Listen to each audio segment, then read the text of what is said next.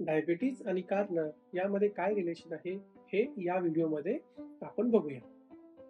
डायबिटीजचे patient हा अनुभव करतात की त्यांना खूप सारे लोक वेगवेगळा ॲडवाइस देतात. त्यापैकी एक सर्वात कॉमन ॲडवाइस म्हणजे डायबिटीजच्या पेशंटने कारलं खा, कारलाच्या ज्यूस घ्या. तर खरंच याचा काय फायदा आहे, काय नुकसान आहे हे या व्हिडिओमध्ये आपण बघूया. कारलं हे फक्त भारतात नाही भेटत, हे जगात खूप साऱ्या ठिकाणी भेटतं आणि डायबिटीजचे पेशंट पण खूप साऱ्या ठिकाणी आहेत. तर कारला आणि डायबिटीज याच्यावर खूप साऱ्या स्टडीज झालेल्या आहेत. तर स्टडीजमध्ये असं समजलं गेलं की कारल्यामध्ये काही प्रमाणात साखर कमी करायची क्षमता आहे, पण ते तितकं इफेक्टिव्ह नाही. एक कॉक्रेन डेटाबेस ऑफ सिस्टमिक रिव्ह्यूज, मी तुम्हाला त्याची लिंक खाली देईल डिस्क्रिप्शनमध्ये. त्या सिस्टमिक रिव्ह्यू मध्ये असं समजलं की कारल्यामध्ये शुगर कमी करायची क्षमता आहे, पण ते फार इनइफेक्टिव्ह आहे, तेवढं इफेक्टिव्ह नाही.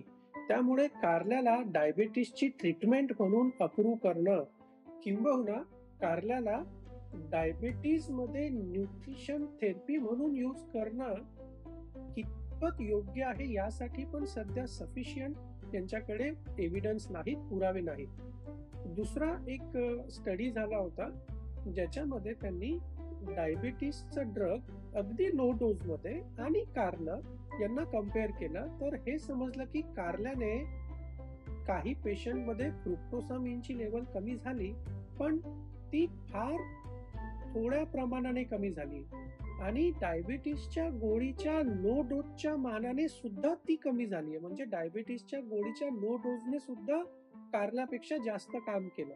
त्यामुळे कारल्याला अजून तरी डायबिटीसच्या ट्रीटमेंटसाठी अप्रुव्हल मिळालेलं नाही आहे. डायबिटीसच्या ट्रीटमेंटमध्ये कारल्याला रोल द्यायचा की नाही हे अजून डिबेटेबल आहे. तर पेशंट लोकांना एक विनंती आहे की तुम्ही कारलं सुरू केलं म्हणून आता माझी शुगर एकदम ठीक होऊन जाणार किंवा कारलं घेतल्याने डायबिटीस एकदम चांगला राहतो हा गैरसमज पाळू नका. कारलं खायला मनाई नाही आहे. तुम्ही कारल्याचा ज्यूस घेऊ शकता, कारल्याची भाजी खाऊ शकता, तुम्हाला जसं कारलं खायचंय तुम्ही खा, पण ते लिमिटमध्ये.